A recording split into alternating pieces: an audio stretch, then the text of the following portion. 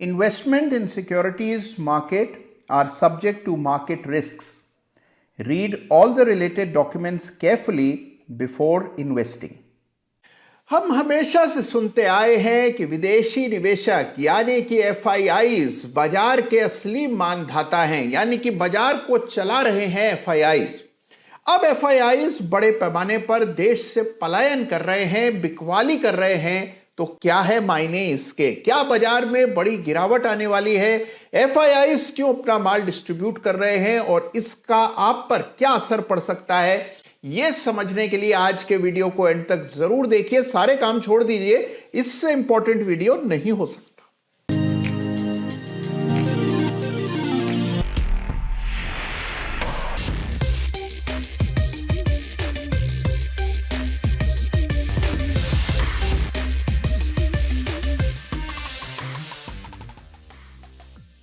नमस्कार, जय श्री राम। भाई देखिए, एफआईआईज कमर तोड़ बिकवाली पर आमादा हैं। पिछले 2 महीनों में यानी कि अक्टूबर और नवंबर में लगातार बड़े पैमाने पर वो अपना माल आनन फानन में बिना दामों की चिंता किए हुए बेचते चले गए। 1 लाख करोड़ रुपए से भी ज्यादा के मूल्य के शेयर्स पिछले 2 महीनों में एफआईआईज ने बेचे और लगातार उनका एक्सपोजर बाजार में कम हो रहा है। देखिए, इस चीज को समझना आपके लिए बेहद इंपॉर्टेंट है। अभी तक एफआईआईज ही भारत में सबसे बड़े नॉन प्रमोटर इन्वेस्टर रहे हैं। अब धीरे धीरे करके उनका जो कंट्रीब्यूशन है, उनका जो पूरे बाजार पर दबदबा है, वो कम हो रहा है।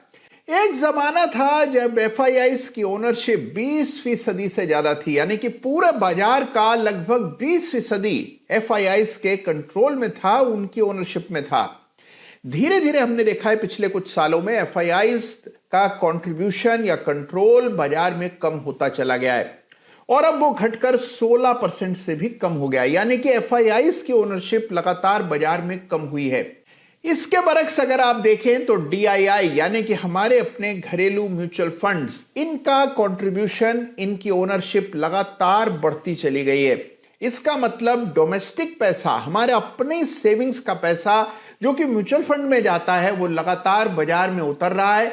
Small cap, mid cap funds में वो पैसा लग रहा है और एफआईआईज धीरे धीरे करके बाजार से अपना हिस्सेदारी कम करते चले जा रहे हैं। तो यह है पूरा पर्सपेक्टिव। एफआईआईज लगातार बेच रहे हैं और पिछले 1 साल में उन्होंने जमकर बिकवाली की है। अब इससे काफी लोग असहज हो रहे हैं। जहां जाएं, किसी पार्टी में चले जाएं, किसी गोष्ठी में चले जाएं, कहीं 4-5 मित्र मिले तो सबसे पहली टिप्पणी लोगों की होती है, ये लगातार एफआईआईज क्यों बिकवाली कर रहे हैं। तो आज के इस वीडियो में मैं आपको बताने जा रहा हूं कि एफआईआई की बिकवाली का मतलब क्या है और इसका बाजारों पर क्या असर पड़ने वाला है। क्या बाजार में एक बड़ा डिस्ट्रीब्यूशन हो रहा है, इसको समझेंगे आज के वीडियो। तो आइए सबसे पहले निफ्टी के चार्ट पर एक नजर डालते हैं और देखते हैं कि जब ये एफआईआई की बिकवाली का लगातार क्रम चल रहा है, इसका असर अभी तक बाजारों पर क्या पड़ा है। तो देखिए, यह आपके सामने निफ्टी का वीकली चार्ट है। गौर से देखिए इस चार्ट को। आप देखेंगे कि लगभग जून जुलाई के बाद से निफ्टी लगातार एक सीमित दायरे में ही कारोबार करता रहा है, बावजूद इसके कि एफआईआईज लगातार बिकवाली करते आए। यानी एफआईआईज की बिकवाली का बाजारों पर असर यह रहा है कि बाजार की जो तेजी चल रही थी उस पर लगाम लग गई है। एक सीमित दायरे का कारोबार, वॉलेटिलिटी ज्यादा, यह बाजार की स्थिति है जो कि पिछले कई महीनों से चल रही है और इसकी मूल वजह एफआईआईज की निरंतर बिकवाली का दबाव है।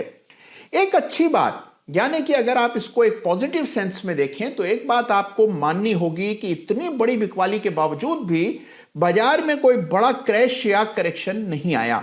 अगर ऐसी ही बिकवाली आज से 4-5 साल पहले हुई होती तो बाजार बिल्कुल जर्जर हो गया होता।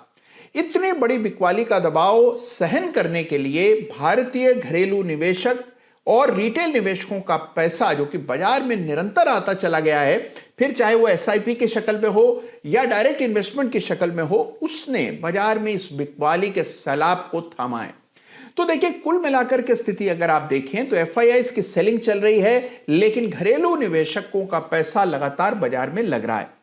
इसके चलते बाजार एक सीमित दायरे में ट्रेड कर रहा है। बड़ा सवाल यह है कि क्या एफआईआईज हमेशा के लिए बाजार में बिकवाली करते रहेंगे या अपना माल बेच करके स्वदेश लौट जाएंगे। तो आइए इसकी पड़ताल करते हैं। देखिए, सबसे पहले ये समझिए कि एफआईआईज कोई आक्रांता नहीं है जो कि बाजार में आए, बाजार में तेजी लाएं, माल बेचें और निकल जाएं। एफआईआईज अलग अलग स्वरूप के होते हैं। हम सभी को एक साथ एक ही नाम दे देते हैं, एफपीआई या एफआईआई, लेकिन छोटे फंड्स भी हैं, बड़ी संस्थाएं भी हैं, पेंशन फंड्स भी हैं, ग्लोबल इन्वेस्टर्स हैं। तो एफआईआईज रातों रात अपना माल बेचकर देश से जा रहे हों, ऐसा कतई भी नहीं है। आज भी लाखों करोड़ों रुपया एफआईआईज का भारतीय बाजारों में निवेशित है और यह पैसा जरूर अपने हाई से कम हुआ है, यानी कि उनका कुल निवेश कम हुआ है, लेकिन अभी भी लाखों करोड़ों रुपया भारतीय बाजारों में निवेशित है। तो यह मान लेना कि एफआईआईज भारत छोड़ करके जा रहे हैं या अपना सारा माल बेच रहे हैं, यह सरासर गलत विचार है। इस तरह का रीएलोकेशन, रीबैलेंसिंग एफआईआईज समय समय पर करते रहते हैं। उन्हें अगर लगता है कि कोई एक ज्योग्राफी, कोई एक मार्केट जरूरत से ज्यादा कुछ समय में बढ़ गया है, तो वहां अपना एक्सपोजर समय समय पर कम करते हैं और जहां उनको अंडर वैल्यूएशन नजर आता है वहां अपना एक्सपोजर बढ़ा देते हैं। ये एक वर्ल्ड ओवर चलता रहता है और इसी के चलते आपको ये रीअलाइनमेंट देखने को मिल रहा है। इससे अधिक इसमें और कुछ भी नहीं है। एफआईआईज की बिकवाली को भारतीय घरेलू निवेशक सह पाए, ये अपने आप में बड़ी उपलब्धि है। मान लीजिए एफआईआईज दोबारा से खरीदारी पर आते हैं, तो बाजार में किस प्रकार का मोमेंटम बनेगा, इसकी आपको कल्पना करनी चाहिए।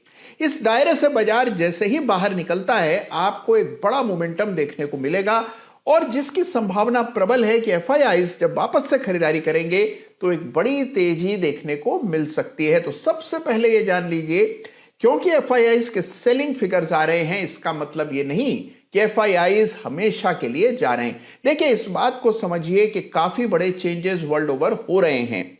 भारत में भी कुछ बदलाव हुए हैं और विदेशों में भी बदलाव हो रहे हैं। भारत में नियमों को लेकर के कुछ चेंजेस हुए हैं और उसके चलते एफआईआईज ने कुछ एक्सपोजर कम किया होगा। और साथ ही देखिए, यूएस में भी नए प्रेसिडेंट डोनाल्ड ट्रंप आ गए हैं और उनके आने के बाद कुछ बैक टू यूएस पैसा लौटता हुआ नजर आ रहा है, यानी कि कुछ फ्लाइट ऑफ कैपिटल देखने को मिल रही है बैक टू यूएस। और ये सारा क्रम जो चल रहा है, इसका असर डॉलर की कीमतों पर साफ देखने को मिल रहा है। आप देखिए कि लगातार डॉलर इंडेक्स बढ़ रहा है, डॉलर रुपए के मुकाबले मजबूत हो रहा है और रुपए के मुकाबले डॉलर की मजबूती आपको यह बता रही है कि पैसा वापस से स्वदेश यानी कि यूएस लौट रहा है, कुछ पैसा पुल आउट हो रहा है और यही आपको डॉलर की मजबूती, रुपए की कमजोरी दर्शा रही है। तो कुल मिलाकर के ग्लोबल सिनेरियो अगर आप देखें तो जरूर एफआईआईज की बिकवाली के चलते बाजार की तेजी पर लगाम लगा है, लेकिन फुल स्टॉप कतई नहीं लगा है। यह तात्कालिक चेंज है और जैसे ही आप देखिए कि सेंटिमेंट में बदलाव आएगा, वापस से आपको बाजार में तेजी बनते नजर आएगी। इस पूरे घटनाक्रम में हमारा साथ देंगे हमारे चार्ट्स हमेशा की तरह। तो कोई भी निर्णय केवल सुनी सुनाई बातों पर, अटकलों पर नहीं करना है। जो भी निर्णय करें चार्ट के आधार पर करें। अब आइए एक नजर निफ्टी के चार्ट को दोबारा देखते हैं। यह आपके सामने निफ्टी का वीकली चार्ट है। गौर से देखिए, बड़ा सपोर्ट नजर आएगा आपको 22,000 के इर्द गिर्द। बाजार में उठापटक लगी रहेगी, कभी तेजी कभी मंदी। जिस दिन गिरावट होगी उस दिन लोग गिरावट का राग अलापने लगेंगे, जिस दिन तेजी आएगी सबको सुनहरा भविष्य नजर आएगा। लेकिन एक चीज याद रखिए, चार्ट आपको यह कह रहे हैं कि कंसोलिडेशन का दौर चल रहा है। 26,000 से 23,000, 22,500 के बीच में बाजार लंबा समय बिता सकता है। इस पीरियड में हो सकता है कि इंडेक्स के इन्वेस्टमेंट्स में वो रिटर्न न मिले जिनकी हमें आदत हो गई है, लेकिन स्टॉक स्पेसिफिक एक्शन लगातार जारी रहेगा। और इस टाइम वाइज करेक्शन के बाद जब कभी एफआईआईज लौटते हैं, बाजार में वापस से तेजी बनती है, तब आप देखिए कौन से लेवल्स निफ्टी पर आते हुए दिखाई पड़ेंगे। तो कुल मिलाकर के भविष्य सुनहरा है। कंसोलिडेशन का दौर चल रहा है। इससे विचलित हुए बिना, अफवाहों पर विश्वास किए बिना आप केवल चार्ट के आधार पर लंबी अवधि के निवेश करिए। यह आपके लिए सही रणनीति होगी और बाजार को अप्रोच करने का सही तरीका होगा। याद रखिए कि एफआईआईज बड़े लॉन्ग टर्म इन्वेस्टर्स होते हैं। उनकी इतनी बड़ी क्वांटिटी का बायर कहीं पर भी उपलब्ध नहीं होता है, तो वो ये बात जानते हैं, लंबे समय के लिए निवेश करते हैं, समय समय पर ये रीअलाइनमेंट, रीएडजस्टमेंट करते रहते हैं और उसकी चपेट में कई बार अलग अलग बाजार आते हैं। लेकिन कुल मिलाकर चीजें काबू में हैं और चार्ट बहुत मजबूत है। हमारे अपने निवेशकों की ताकत पहली बार चार्ट्स पर दिख रही है, बाजारों में दिख रही है। तो भारत का भविष्य उज्जवल है और भारतीय बाजारों का भी, और साथ ही आपका भी, क्योंकि आप इस चैनल से जुड़े हैं। अपना ख्याल रखिए, चार्ट्स देखते रहिए और अफवाहों पर विश्वास मत कीजिए। एफआईआई कहीं नहीं जा रहे।